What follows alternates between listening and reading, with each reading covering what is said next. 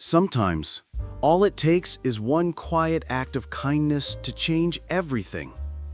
I never expected that a moment of hesitation would open the door to something so beautiful, so terrifying, and so utterly real.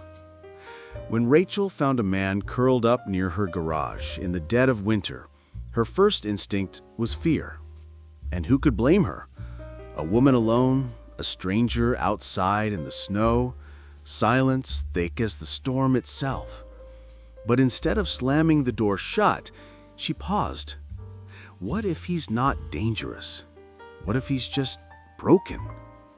That one question lingered in her mind, and before she could talk herself out of it, she made a decision that would change both their lives. She offered him shelter, just for one night. But what if that man wasn't just a drifter? What if he was someone who once walked among the elite, an artist lost to the world, now seeking not just warmth, but something he himself had forgotten: connection? And what if, in giving him a second chance at being seen, she was also rediscovering herself? Would you let a stranger into your space if it meant facing the parts of you you've tried to bury? This is not just a love story. It's a story of memory, art, regret, and the quiet strength it takes to open a locked heart.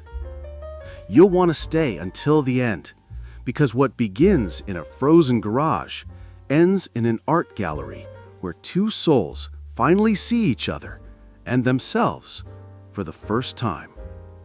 Subscribe to John's Stories channel for more unforgettable stories that make you feel every single day.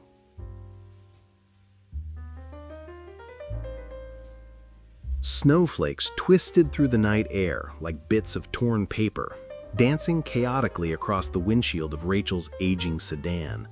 Her fingers gripped the steering wheel tighter, knuckles white, jaw clenched as if bracing for impact, not from the storm, but from everything that had come before it. The GPS had stopped talking miles ago, lost to the rural backroads just outside of Maple Hollow.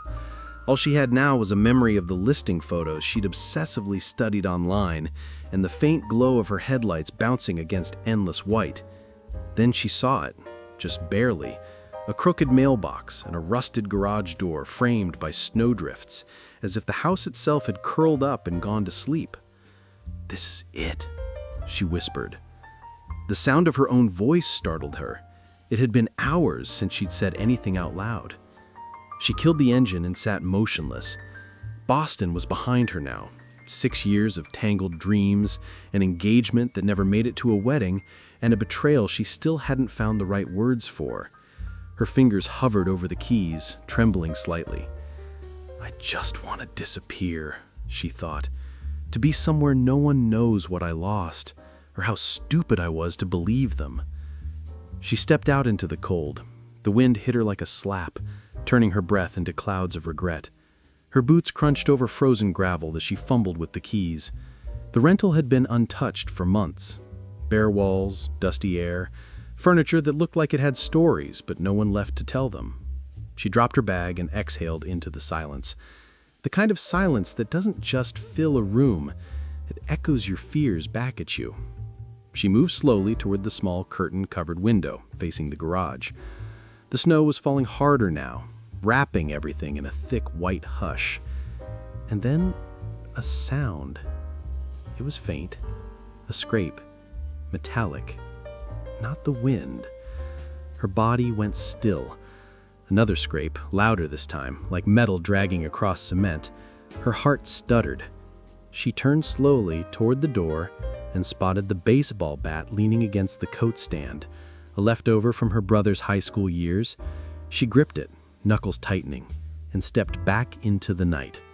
Snow slapped her cheeks, the kind that burns before it numbs. The garage door was slightly ajar, just enough for someone to slip through. "Who's there?" she called, her voice trying to sound brave, though her stomach flipped with fear. "I have a weapon. I will use it." Silence. Then movement. A figure, hunched, layered in worn, tattered clothes, stepped out from the shadows. He looked more like a ghost than a threat. Thick beard dusted in frost, eyes sunk deep into his face, hands raised in surrender. I just needed to get out of the cold. Just one night. Her instinct screamed, shut the door, call someone.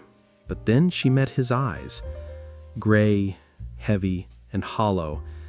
They didn't flash with danger, just exhaustion. The kind of fatigue you see in someone who's run out of places to go and reasons to try. Her grip on the bat loosened, ever so slightly. Just one night, she muttered under her breath.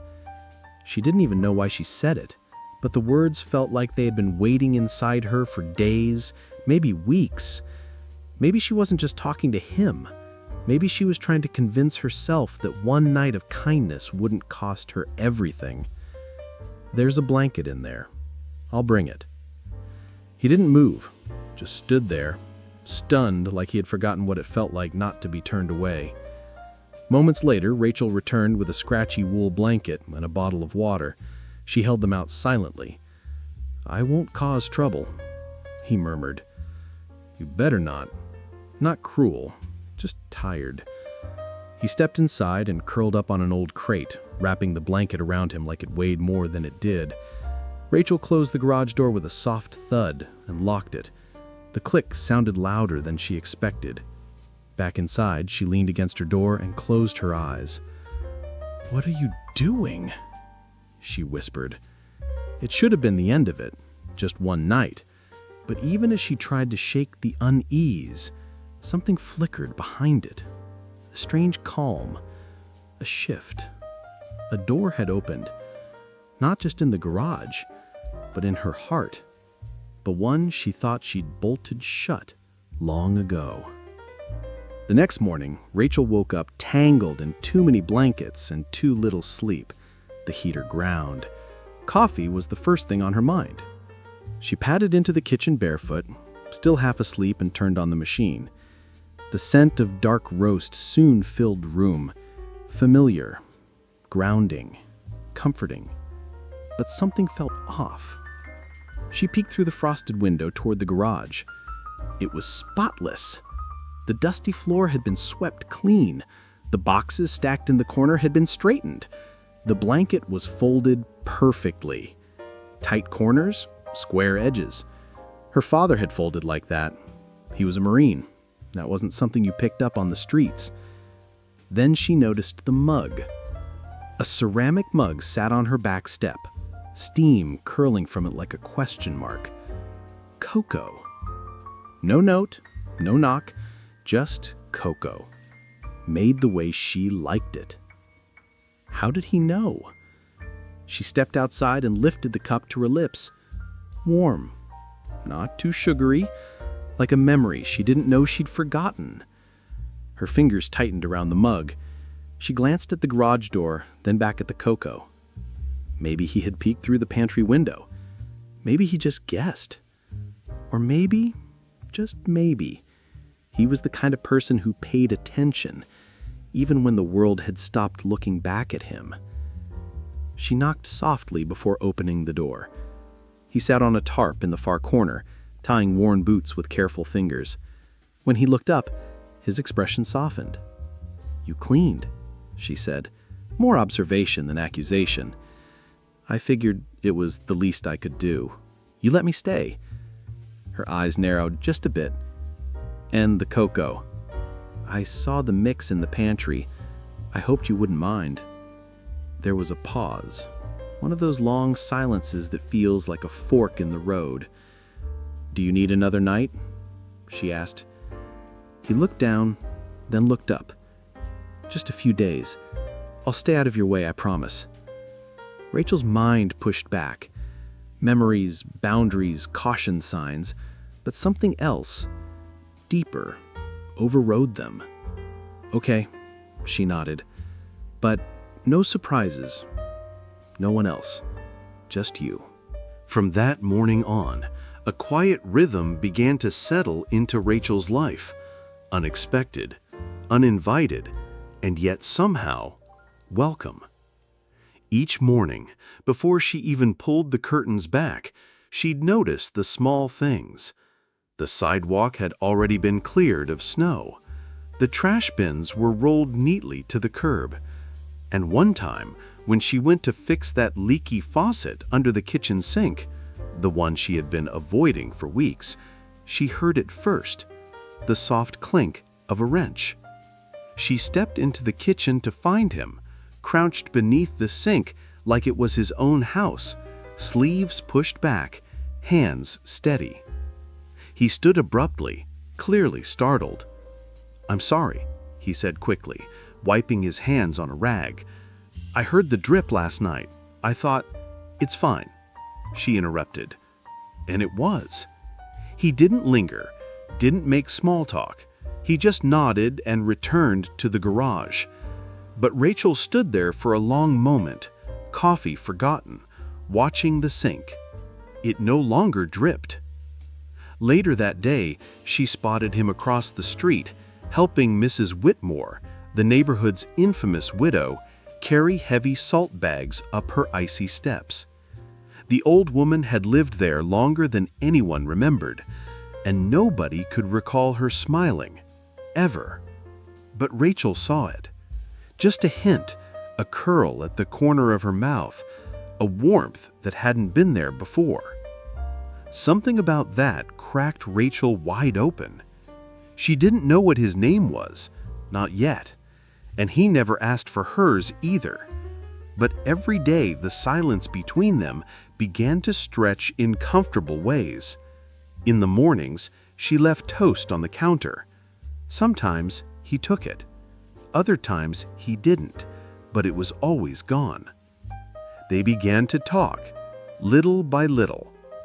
One afternoon, while Rachel was flipping through an old dog-eared novel on her porch, he nodded toward it from the garage.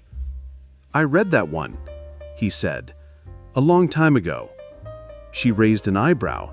"You like fiction?" He shrugged, hands in his coat pockets. "Used to. Fiction was safer than reality." They ended up sitting on the back porch that night, wrapped in separate blankets, facing the snow-covered trees. Neither of them said much. The fire pit crackled between them, casting a soft glow that blurred the sharp lines of winter. But sometimes, silence is louder than words. Sometimes, it's the best kind of conversation. When she asked him what kind of music he liked, his entire face shifted. "Jazz," he said without hesitation. "Charlie Parker, Miles Davis, Coltrane, the good stuff." Rachel smiled. "My dad played that every Sunday morning, said it taught him to breathe slower." His eyes lit up. That's exactly it. And when she mentioned her favorite painter, Margaret Calder, he didn't miss a beat. She once said her brushes held more truth than her mouth ever could. Rachel blinked. "You've read her interviews?" "Years ago. I used to love art. Still do, I guess." That night, when she turned in, she found herself staring at the ceiling longer than usual, wondering not who he was, but who he had been. Because clearly, this man hadn't just drifted into homelessness. He carried the kind of refinement that didn't come from textbooks, but from living, experiencing, and maybe once being seen. That realization made her heart ache more than she expected. Over the next few days, Rachel felt something shift inside her. She started humming in the kitchen again. She smiled at her reflection without even realizing it. And maybe, for the first time in months, she didn't hate the sound of her own laugh. Because it came back, slowly, quietly, the laughter she thought she'd lost when her life fell apart. Not because of grand gestures, but because of presence. This man, this quiet, observant, strange man, was rebuilding her world just by being in it. And Rachel, she didn't feel so invisible anymore. One evening, the sky turned a bruised shade of purple and the wind howled like something feral outside the windows. The lights flickered once, then again. Then everything went black. Power outage. Rachel lit candles as best she could, cursing under her breath when one burned her thumb. She wrestled with firewood for the small living room fireplace, and eventually got a few reluctant flames to dance. She sat cross-legged on the rug, wrapped in a blanket, sipping lukewarm tea when she heard a soft knock at the back door. When she opened it, he was standing there, hands deep in his coat pockets, breath fogging in the frigid air. "I saw your lights were out. Thought I could help, but it looks like you figured it out." "Come in," she said after a beat. He hesitated. "Seriously, it's too cold to pretend chivalry right now." He chuckled, barely, and stepped inside, carefully stamping snow off his boots. He removed his coat and sat opposite her, facing the fire. The glow cast deep shadows across his face, exaggerating the tired lines near his eyes, lines not from age, but from weight. She studied him in the firelight, not just the shape of him, but the silence too. "Do you ever feel like life picks you up and throws you somewhere you never asked to be?" she asked him suddenly, her voice quiet. He looked at her for a long moment, then nodded. "Every day." Rachel leaned closer to the flames. "I had it all planned. Engagement in the fall, kids by 30, a house full of books and jazz and Sunday pancakes. Then one day, I come home and he's there, holding her, my best friend, in my bed." The words hung between them. He didn't interrupt, didn't rush in with sympathy. He just listened. And sometimes that's the most sacred thing anyone can do. "You sound like an artist," he said eventually. She tilted her head. "You read me that easily?" He smiled faintly. "You see beauty in small things. It's a giveaway." Her brow furrowed. "What did you do before this?" He hesitated, then said, "Everything and nothing. I created things, then I destroyed them." There was a tone to his voice that said, "Don't push." Rachel didn't, but her curiosity itched under her skin. Who was this man, this strange poetic mystery who quoted artists, fixed sinks, and folded blankets with military precision? And why did it feel like he had seen her, really seen her, more than anyone had in years? The next morning, Rachel woke with a strange heaviness in her chest. Not fear, not anxiety, just stillness, the kind that usually follows a storm. She sat up slowly, blinking at the pale light creeping through the window. For a moment, she thought maybe last night had been a dream, just the echo of firelight and unspoken truths. But the blanket on the floor confirmed otherwise. Folded, neat, placed with intention. She rose and crossed to the window, brushing the frost with her fingertips. Her breath hitched. The garage door was open, wide open. Her slippers slapped softly against the cold floor as she rushed outside. Snow dusting her shoulders like ash. The wind bit into her skin, but she didn't notice. The garage was empty. The crate where he used to sit was bare. The tarp he had laid out so precisely was gone. No boots, no blanket, no warmth. Just space, hollow and cold. But then she saw it. Folded on top of the crate was the scarf she had once handed him without thinking. A gray wool one from her own closet. He had never worn it, not properly, just draped it around his neck like it didn't belong to him. Now it lay there like a thank you, or a goodbye. Next to it was something even more unexpected. A piece of thick drawing paper, slightly curled at the edges. On it, a portrait, but not just a sketch. It was her. Not posed, not pretty, not filtered, just Rachel. Messy bun, tired eyes, layers of emotion etched across her face in soft pencil lines that somehow caught everything she thought she'd hidden. Her breath left her in a soft, shocked gust. She sat down hard on the crate, the drawing trembling in her hands. "He saw me," she whispered. The words broke something open inside her. Hot tears rolled down her cheeks, steam against the cold morning air. She wasn't crying because he left. She was crying because, in those few quiet days, someone had truly seen her. Not for her broken past or her guarded silence, but for who she still was underneath it all. And he was gone. For hours, Rachel stayed there in the garage, staring at the drawing like it held answers. Maybe it did. But even as she tried to decode it, the reality set in. He hadn't left a note. No name, no explanation, no way to find him. Just the art and the ache. Days passed like melting snow, silent, slow, and leaving behind only faint traces. Rachel tried to return to her routines. She read, she drank her coffee, she walked around the block. But the air in the house felt heavier. Not lonely, just missing something. Someone. She stopped leaving toast out.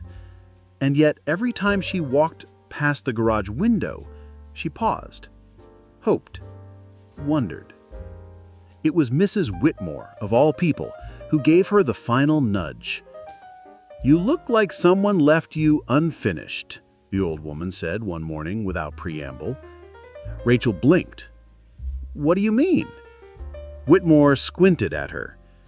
"People think when someone leaves, the story ends, but sometimes that's when it finally starts." She didn't know why that hit her so hard, but it did. That afternoon, Rachel wrapped the drawing carefully in brown paper and headed into town. Maple Hollow wasn't big, but it had one art and framing shop, wedged between the bakery and the post office. It smelled like varnish and cinnamon. A bell chimed as she stepped inside. An older man behind the counter looked up, eyes sharp behind silver-rimmed glasses. "Good morning. What can I help you with?" Rachel hesitated, then unwrapped the drawing and laid it gently on the counter. He leaned in. His smile faded. "Where did you get this?" he asked, voice quiet. "It was left for me," she said slowly. "Do you recognize it?" He nodded once, firm, certain. "That's James Carter's hand. I'd know it anywhere." "James Carter," she repeated. "Who is he?" "He was a rising star in the art world, 5-6 years ago. Young, brilliant, intense. His portraits didn't just show a face. They showed a soul." Rachel's throat tightened. "What happened to him?" He shook his head. "One day he just vanished. No exhibitions, no press, just gone." He stepped away and returned moments later with an old gallery poster. A younger version of the man Rachel had known in her garage stared back at her. Sharp suit, confident eyes, pencil in hand. But the eyes were the same. Tired, watchful, kind. He said he never wanted to hold that pencil again. Said it hurt too much. Rachel left the shop in a daze, the drawing now wrapped in fresh paper under her arm. Her mind was spinning, 1,000 questions with no clear place to land. Back home, she did what any of us would do. She searched. She typed his name into every engine she could find, checked every social media site, dug through old interviews, forums, even gallery databases. Nothing. It was like James Carter had simply evaporated. Except for one thing. A handwritten note, folded inside the frame of the drawing. She found it hours later when she finally sat still enough to unwrap it again. It was short, only one sentence. I opened your home. You opened my heart. -J. No date, no contact, just that. She stared at the words until they blurred. What had she been to him? A kind stranger? A muse? A moment of peace in a chaotic life? Or something more? The thought haunted her. She began to pace, the letter clutched in one hand like a lifeline. What if she had meant something real? What if he had, too, and then walked away without even trying? By evening, she couldn't take the silence anymore. So she made a decision, one that felt ridiculous and terrifying and urgent all at once. She booked a ticket to New York. New York was pulsing, even in the snow. Taxi tires splashed through puddles of slush. People moved with purpose, faces tucked into scarves, heads down, chasing time. But Rachel stood frozen on the sidewalk outside the gallery. The drawing tube clutched to her chest like it might fly away if she loosened her grip. Through the glass, the room inside glowed soft and golden, crowded with people in quiet conversation, glasses in hand, laughter dampened by high ceilings and polished floors. She hadn't planned this part. She hadn't even known if he'd be here. The poster outside had stopped her in her tracks. James Carter, The Return Collection. She whispered his name like it might shatter in her mouth. James, the man who had slept on her garage floor, who had fixed her sink, who had seen her. And now here he was again, on a wall, in print, in spotlight. Her feet moved before her doubts could catch up. The bell above the door chimed softly as she stepped inside. No one turned. No one noticed. She moved past clusters of people, past tables of champagne and brochures, her coat still wet from the snow. And then she saw it. Not one portrait, not two, dozens. Paintings filled the walls, canvas after canvas, layered in oil, charcoal, pastel. But they weren't just paintings. They were her. Not in name, not in title, but in truth. Her laughter, her solitude, her back turned to the window, her fingers curled around a mug of cocoa. One canvas caught her mid-laugh, head tilted back, hair a mess, eyes half closed in that vulnerable, unscripted joy. Rachel gasped. But it wasn't vanity that stopped her cold. It was intimacy. These weren't just images, they were moments, her moments. Seen, captured, rendered with such aching tenderness it made her throat tighten. He had watched her, not in secrecy, but in reverence. Not once had he drawn her when she wasn't simply being herself. And he had turned that into art. She moved from canvas to canvas like walking through a dream. Each one was a memory, some she had forgotten, some she hadn't even known were visible to anyone else. And then she reached the final painting. It was her, in the garage, holding his drawing in her lap, her expression somewhere between grief and peace, her cheeks flushed from the cold, her scarf slipping from one shoulder. She hadn't even known he'd seen her like that. Behind her, the room hushed. The soft clink of a microphone being adjusted broke the stillness. Then a voice. "Thank you all for coming tonight." Rachel turned slowly. James stood beneath a spotlight at the far end of the room. He wore a tailored suit now, his hair clean, his face shaved, but his eyes, those quiet, steady eyes, were unchanged. He scanned the crowd and then, for the briefest moment, locked eyes with her. She stopped breathing. James continued. "A few years ago, I disappeared. I lost something I couldn't name. And for a long time, I didn't want to be seen. I didn't want to see. He swallowed.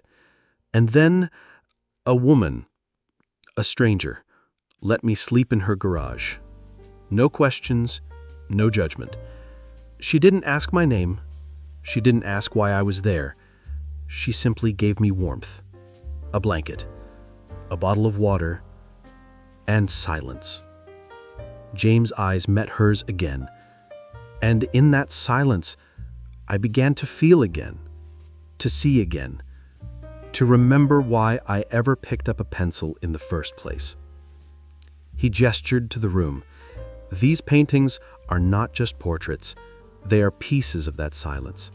They are moments when someone shows kindness over fear, compassion over caution, and for me, they are proof that even when the world forgets you, one human gesture can bring you back. A hush fell across the gallery. Rachel's chest burned, her vision blurred. She didn't know whether to cry or run or scream his name. She just knew her world was no longer tilted. It was cracking open. Later, much later, she stepped out into the cold. Snow was falling again, soft and relentless, turning the city into something that looked almost gentle. She walked slowly, the drawing tube now cradled in her arms, her heart uneven in its rhythm. What did this mean? What was he to her? A muse? A memory? She crossed the street, her mind spinning. And then, Rachel. His voice cut through the snowfall like a thread snapping. She turned. James was running, no coat, just his breath in plumes, dark hair dusted white. He slowed as he reached her, breathless, uncertain, stopping a few feet away. He said, "I didn't want you to leave like that. Not without hearing what I should have said long ago." She didn't answer, just stood there, the snow muffling the world around them. He stepped closer. He admitted, "I was afraid. Not of you, of what I was beginning to feel. I thought if I stayed, I'd ruin it. I'd ruin you." Tears shimmered in her eyes. "You already broke something," he said. "I know. And I am so sorry." From his coat pocket, he pulled a small, flat package, wrapped in brown paper. "Before I left, I drew this. I wasn't going to show you. I didn't think I deserved it. But now, I want you to have it." She took it slowly, fingers brushing his. The weight of it was more than just paper. "I don't want you to be a muse. I don't want you to be an idea. I want you to be my reality." Rachel stared at him, and then she stepped forward. No words, no conditions. She just wrapped her arms around him, and he held her. The snow fell heavier around them, cloaking the city in silence, turning the moment into something sacred. And there, beneath streetlights and memory, two people found each other again, not as strangers, not as artist and subject, but as something fragile and real and entirely new. They stood there for a long time, wrapped in the hush of falling snow. In a city that didn't stop for anyone, they became still, two souls suspended between past pain and a future they hadn't yet dared to dream. When Rachel finally pulled back, her voice was a whisper. "I don't know what this is, or what it's supposed to be." James nodded. "Me neither. But I know it's real." He smiled then. Not the kind you give strangers, the kind that breaks something open and quietly puts it back together again. And that was enough. They didn't try to define it that night. They didn't go home and draw up plans or pour their hearts into long speeches. They just walked, slowly, quietly, side by side through the slush and street light, through late-night diners and steaming subway grates, talking about everything and nothing. He told her about his fall from the art world, how his own success had started to feel hollow, how every new exhibit felt like a performance, how grief, real grief, had crept in after the loss of someone he loved, and how he couldn't paint without seeing their face in every stroke. "I disappeared," he said, "because I didn't know how to live with that kind of absence." Rachel understood. Maybe not all of it, but enough. Because sometimes life doesn't crash all at once. It chips away, piece by piece, until you don't recognize the shape of your own reflection. And then, one day, someone sees you. Not who you were, not who you're trying to be, just you. That's what he had given her with that drawing. That's what she had given him with a blanket and an unlocked garage door. Weeks passed. Winter began to lift, trading icicles for puddles, and Rachel found herself rearranging furniture she had once avoided. She painted the garage, not because it needed it, but because it had become something sacred, a starting point, a symbol. James didn't move in right away. He still needed space, time, the kind of healing that couldn't be rushed, but he visited often, sometimes for coffee, sometimes to read on her porch while she worked inside. Sometimes they didn't talk at all, but it was never awkward, never forced. It was presence, soft and sure. One evening they stood together at the edge of the woods behind her house, watching the sunset bleed orange and gold across the sky. "I never thought I'd paint again," he said. She glanced at him. "And now? I can't stop." Rachel smiled. "Good." He looked at her then, not with gratitude, not with longing, but with recognition. Like she wasn't just part of his recovery, she was part of his story. That mattered. Later that night, Rachel found herself sketching again for the first time in years. Nothing fancy, just a teacup, a strand of hair, the shape of an elbow bent in rest. But her lines felt lighter, her hands steadier. Maybe that's how healing begins, not with fireworks or breakthroughs, but with small, honest things you didn't know you missed. A quiet kitchen, a real conversation, a porch light left on just in case. There were no declarations, no happily ever afters, just continued days, shared time, a new rhythm. And when she framed the original drawing he had left her, the one that changed everything, she hung it not in her bedroom or in the hallway, but by the front door. So every time she left the house, she would see herself the way he saw her, whole, wounded, beautiful, seen. And, sometimes the most life-changing connections come not from grand gestures or perfect timing, but from quiet moments when we choose compassion over convenience. Rachel didn't know James was a once famous artist. She didn't ask. She didn't need to. What she saw was a human being, cold and tired, asking for a place to rest. And James didn't see Rachel as a project or a savior.